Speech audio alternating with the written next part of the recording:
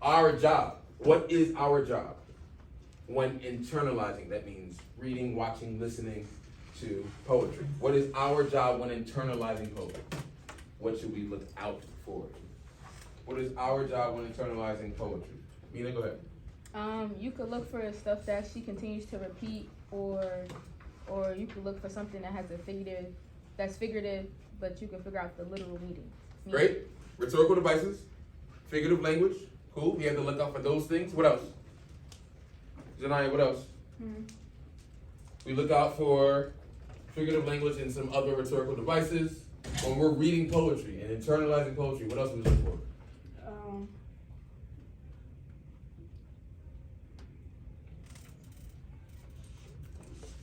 What else would you look for when you read poetry? Why would you read poetry? Why would you personally read poetry? I don't know if you do. You read poetry, what's the point? What is poetry? What's the point of reading poetry? You're just gonna read it just for words? Oh look, there's more words. I don't read poetry. You don't read poetry. Who? Jalen, what do you think? I think when we read the poem, we should try to look for the emotion that's being defined. Emotion, cool. Sorry, I was asking for you. Other Jalen, I forgot the two Jalen's. I ain't next to each other. That's funny. Go ahead, Jalen. You should look for things that symbolize something else. Symbolism, cool. Go ahead. Deeper meaning, cool. And then ultimately, when you're looking at poetry, you're looking for a sure, literary techniques, huh?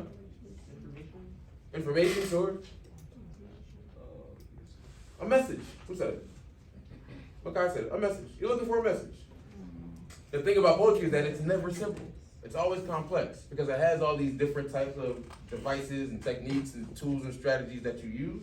We need to do the job of breaking those things down and understanding their purpose and impact when we are reading them. So there are some thinking jobs that we have to undertake when we read poetry. 3 main ones that you need to focus on. As a reader, you should think,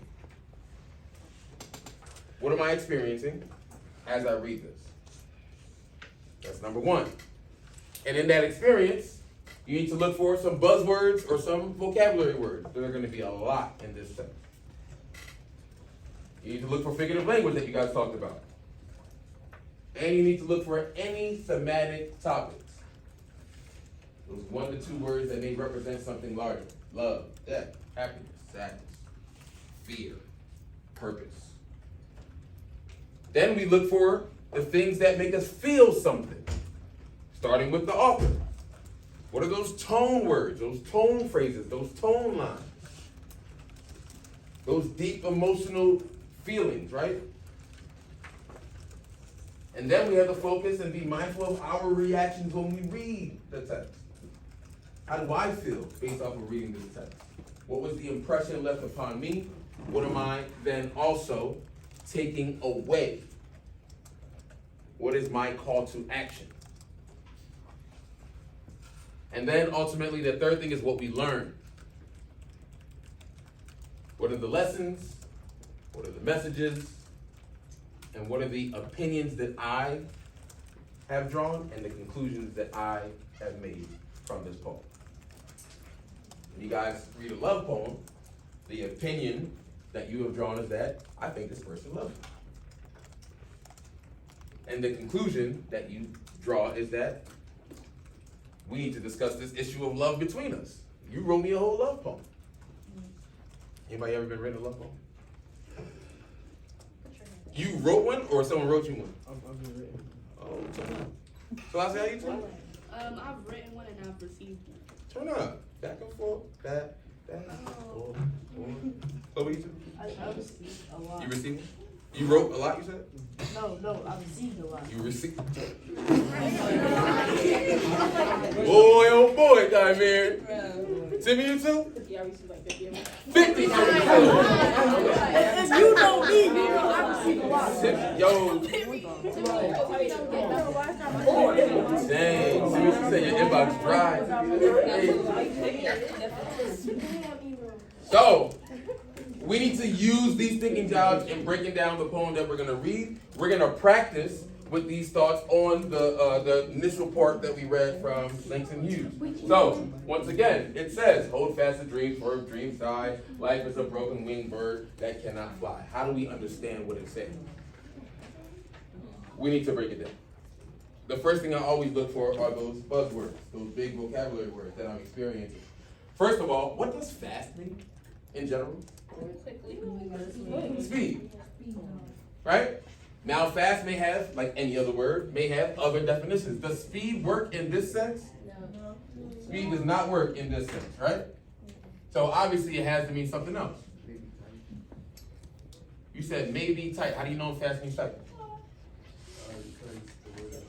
Because the words around it. Understanding vocabulary in context. It says tight. It says hold fast to dreams. Tight. What do you do when you fasten your seatbelt? You buckle it in, right?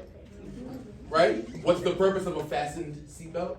It secures you, right? You don't fly away if anything goes down, God forbid, right? It secures you. Right? So hold fast is meaning to secure you. Start right there. Hold fast to dreams. What type of statement is this? Remember last week when we were looking at all those statements, interrogative, declarative? Which one is this? It says hold fast to dreams. I'm not going to say them. I want you to figure it out. Which one is this one? It says hold fast to dreams. Exclamatory? This would be exclamatory. Right? Which one is it? You think it's declarative? Yes. Yeah? What would make it declarative? Because it's a statement.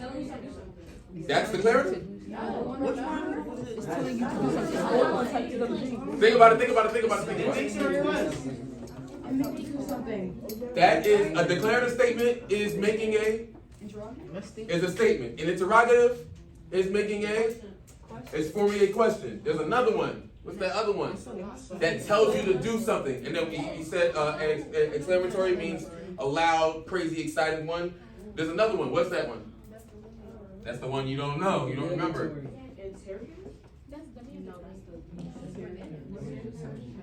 Imperative. What is an imperative statement? Say it. It's a what? It's a command. This is a command right here. Yeah, declarative is stating something. I am hungry. That's a declarative. Right? Hold fast to dreams. It's imperative. It's telling you to do something. It's telling you to do what? Hold on to your dreams. And then it goes and gives you a what? Nope, it already gave you a demand. The rest of this is a what? The rest of this, the other three lines is a what? Not the type of statements, but it is what? Explanation? Nope. I mean, sure, but it says, for if dreams die, life is a broken winged bird that cannot fly. What is the rest of this? Information. Huh? It is information based off of. When you see if, you learn. After if comes what? In a statement, after if comes what? If something happens, then something else happens. Right? So he says, if dreams die, then life is a broken winged bird that cannot fly. That means it is used as a cause and effect, sure. We're breaking it down, understanding that he's giving us a what? What is he giving us in these last three lines here?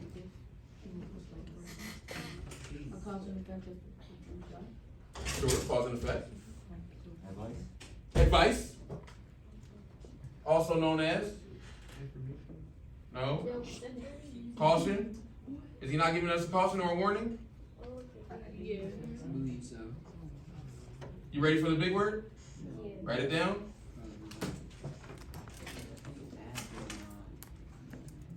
He's giving an admonishment.